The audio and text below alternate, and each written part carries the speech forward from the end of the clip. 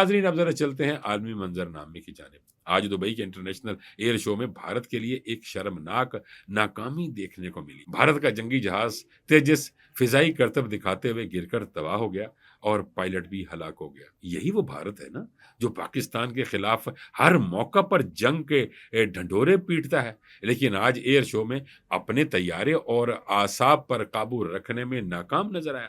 ابتدائی رپورٹ کے مطابق طیارہ تکنیکی خرابی کے باعث گر کر تباہ ہوا اور حادثے کے بعد ایئر شو کو عارضی طور پر معطل کر دیا گیا۔